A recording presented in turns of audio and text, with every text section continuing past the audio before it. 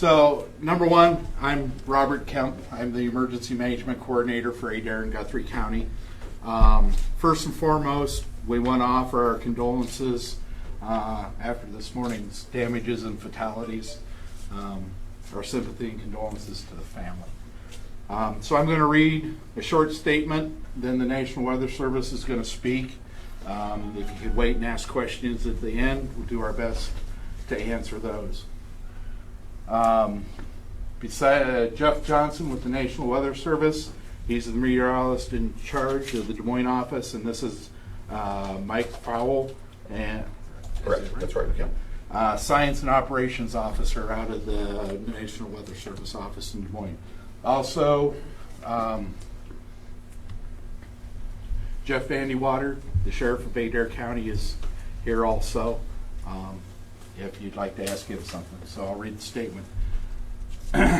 On May 22nd, 19, at approximately 42 minutes, a severe thunderstorm warning was issued for the western part of Adair County that ran through 1:30 a.m.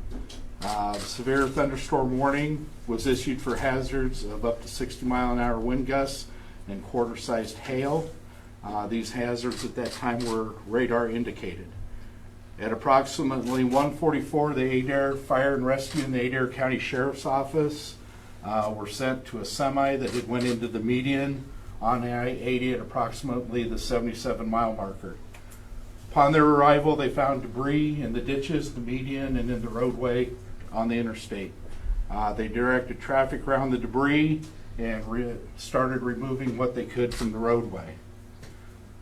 Then at approximately 1:56 a.m., the Adair County Sheriff's Office received a cellular 911 call reporting an injury and possible fatality as the result of an unconfirmed tornado. Adair County EMS and Adair Fire and Rescue responded to the scene located at 1088 Elk Avenue here in Adair County. This residence is approximately a half a mile southeast of the Adair city limits. Upon their arrival, the first responders located 78-year-old Harold Brownlee, who had sustained serious injuries during the event. Harold was flown by air ambulance to a hospital in Des Moines. The first responders also located 74-year-old Linda Lee Brownlee, who was deceased at the scene. There have been no other injuries reported from this morning's weather events.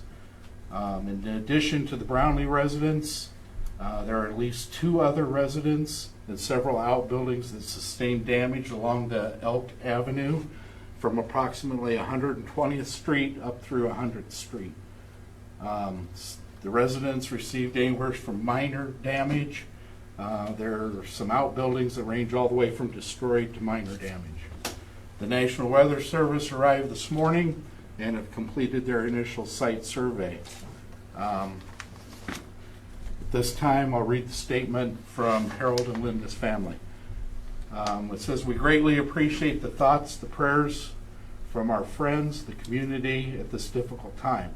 We would like to thank the Adair County Sheriff's Office, Emergency Management, first responders, EMS, and Mercy One Des Moines Air Ambulance for their quick response to provide care.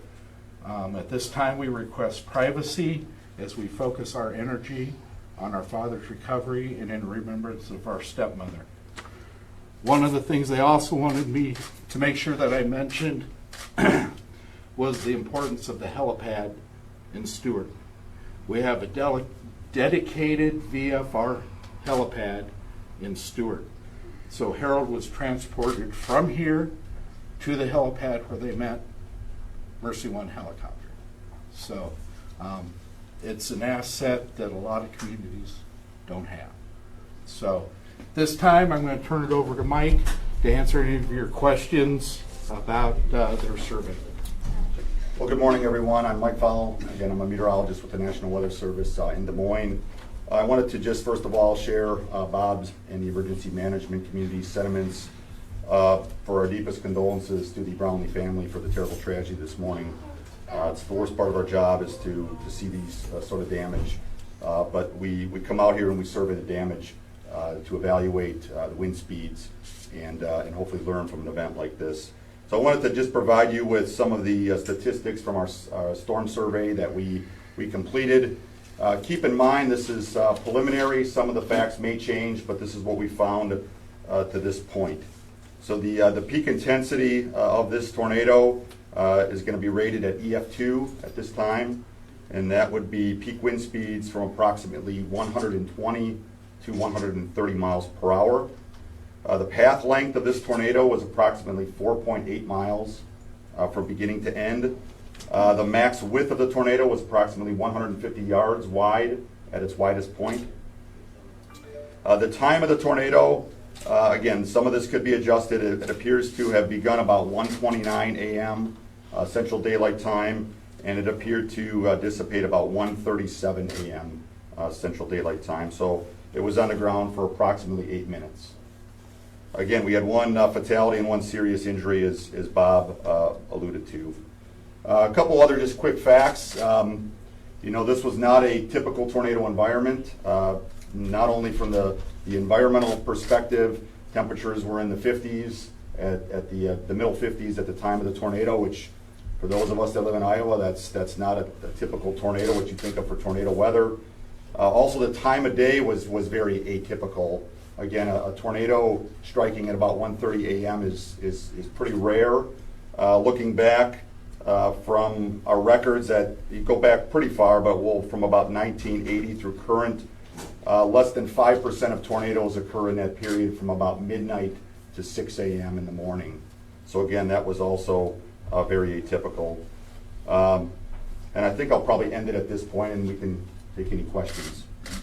How unusual is it not to have a warning? Because I think that's the big question. There were thunderstorm warnings, but no tornado warnings. How do you decide to do that, and how did that factor into what happened overnight?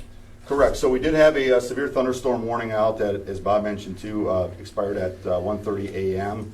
And within that warning, we did have a special tag that we occasionally put in, and it mentioned tornado possible. So we had noted some rotation in the radar data, but not enough confidence to issue a tornado warning at that time. And again, at about the time this tornado occurred, right before that, the cell appeared to weaken, and then it just quickly intensified, produced a tornado for about 8 minutes, and then dissipated. So again, at this time of day, it's difficult because we don't have a lot of spotters deployed. It's dark outside, so it's a challenging time of day for a number of reasons. And we look at the data and we make the best decisions we can with the information that we have at the time. Would there be much warm air or energy? Where does the energy come in the middle of the night? Was there a cold front, or what precipitated that to form? Yeah, so there were some factors that were favorable for the environment. We did have enough what we call instability or energy in the atmosphere, just enough obviously to get thunderstorms, and then to get a tornado to form. It's a very delicate balance between spin in the atmosphere and some other complicated things that take place. But so yeah, there was enough energy. Again, it just didn't look like a prototypical tornado environment, but again, enough for severe thunderstorms. But any severe thunderstorm can produce tornadoes. That's one thing we want to stress to the public and everyone out there, that anytime a severe thunderstorm warning or a tornado warning is issued, is to take action. So kind of piggybacking off that, as a meteorologist, I always try to get people to understand that a severe thunderstorm warning could be just as bad, or if not worse than a tornado warning. What message do you have for people that they still have to take things like that seriously? Yeah, so that's kind of the takeaway here. At any time of the day, doesn't matter the time of day, the time of season, if a severe thunderstorm warning is issued or a tornado warning is issued, the main action we want is for people to take action, take cover. Again, this was challenging because, again, it was in the middle of the night, and most people are probably asleep at that time. So, have a NOAA weather radio, have a way to receive a warning is always a good practice. Can you talk about the extent of damage beyond just the main farm? Bob said there was a couple other houses. What else was damaged? Trees? Yeah, there was fairly significant tree damage along much of the tornado path. The other two residents, again, sustained. I'd have to go back and look at the notes that we provide. They were south? Primarily south of the main residence there. Yeah, the Brownlee residence. There were two two farmsteads that were damaged, some outbuildings, some more minor damage to the actual main structure. And then again, a lot of tree damage in that area. But again, the worst damage was at the Brownlee residence right near the interstate.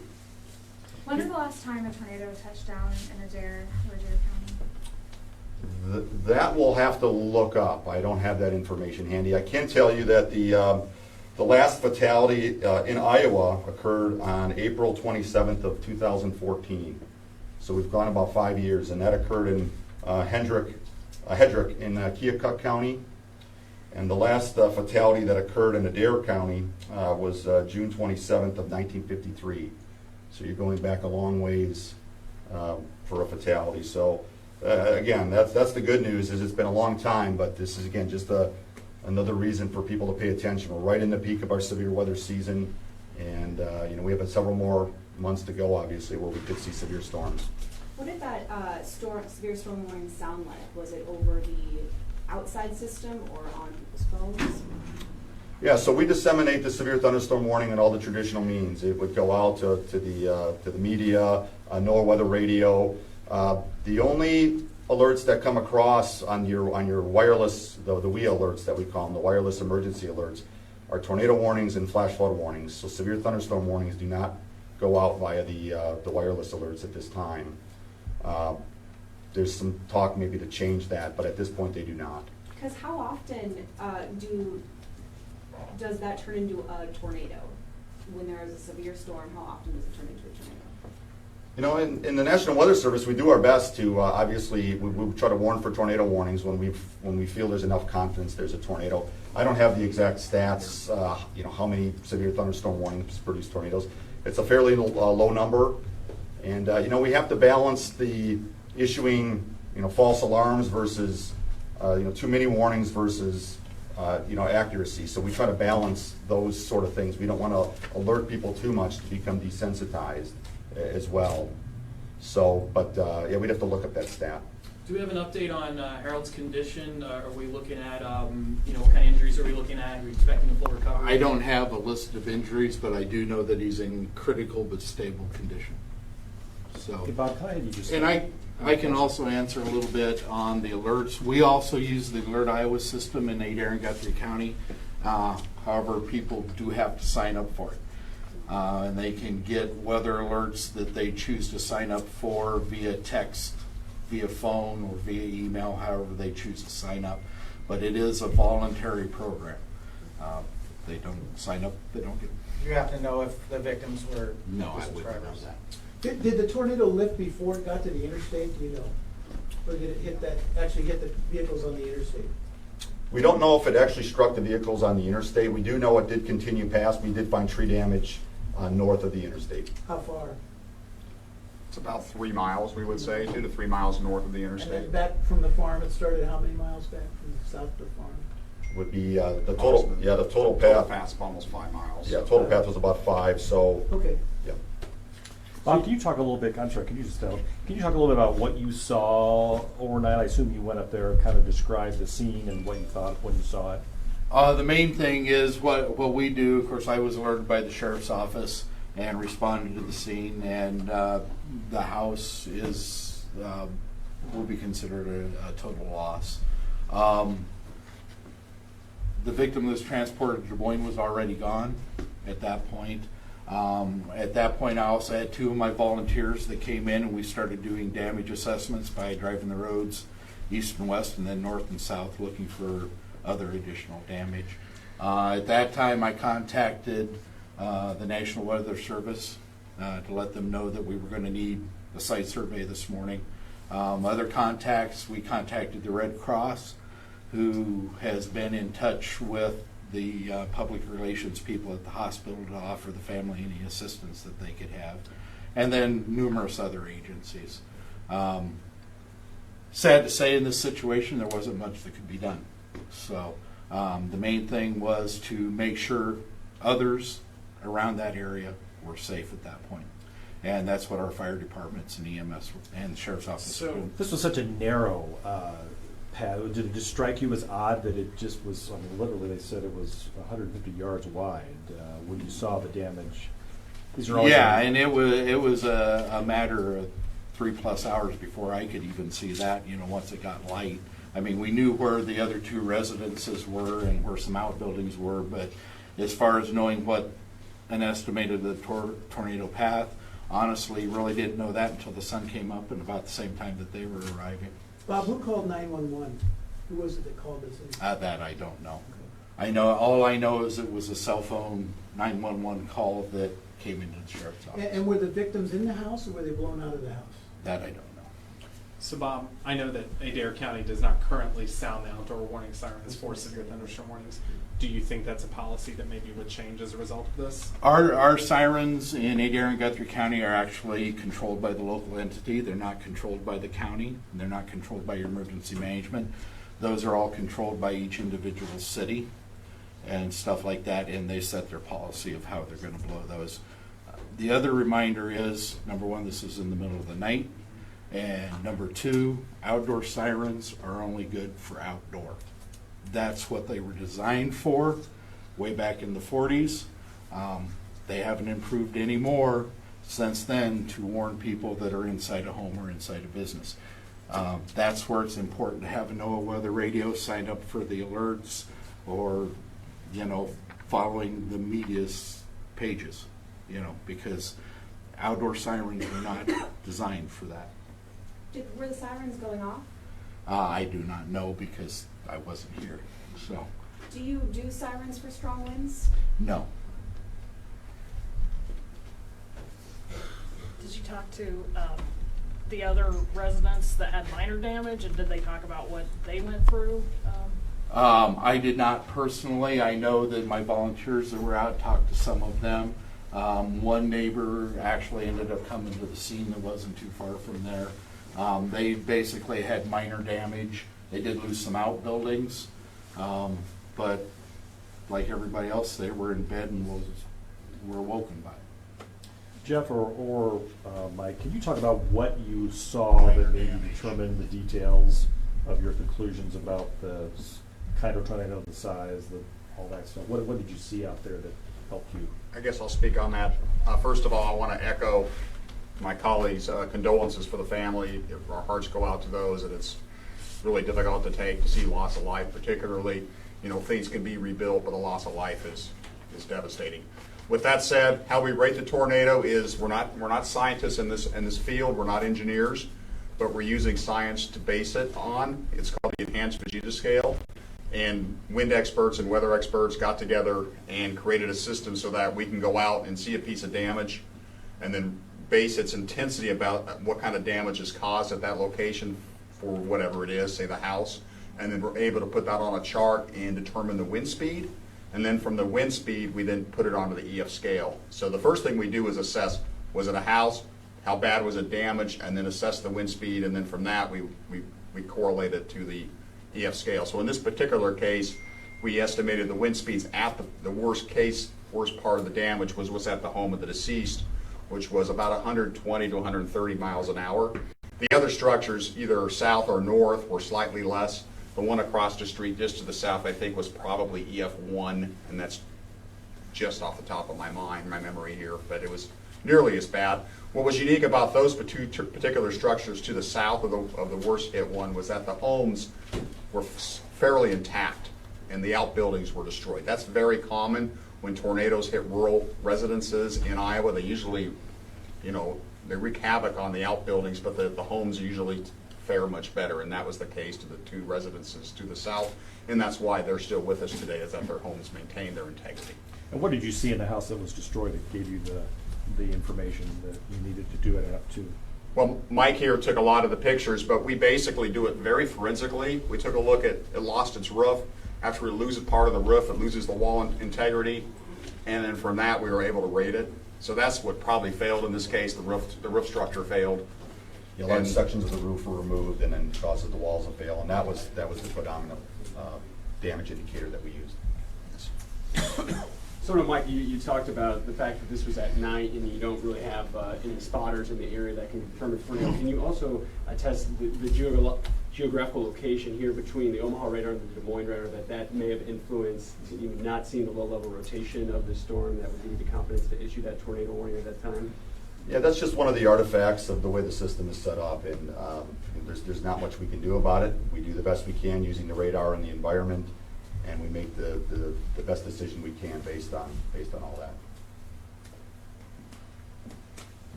Sheriff, can we ask you a few questions? If you want. So, we'll have you step up here. My question for you is, obviously, Adair County specifically has had storms before, but what do you tell your residents when they go through a situation like this? How do you tell them about, what the recovery process will be like? What message do you have for them? Well, fortunately, we don't have this happen real often, so we're not well-versed maybe in the recovery efforts, but, we're a small community, and there'll be all kinds of people wanting to help, and we'll get through it together. Sure. Were you up at the scene overnight? Can you describe what you saw or what you found there? Those gentlemen have a lot more technical expertise than I, but As far as the family and the victims? The family, the victim, everyone was gone when I arrived, so I did not have any actual information as far as that goes. But as they said, the roof is gone, grain bin is gone, outbuildings, the roof, just exactly what they said. The walls are partially down. So, have you seen anything like this before? How long has it been? Oh, we've had severe damage before, and fortunately, we don't usually have injuries, but this time, unfortunately, we did. Anybody else have anything? What was your name, Sheriff? Jeff Vandewater, Vandewater.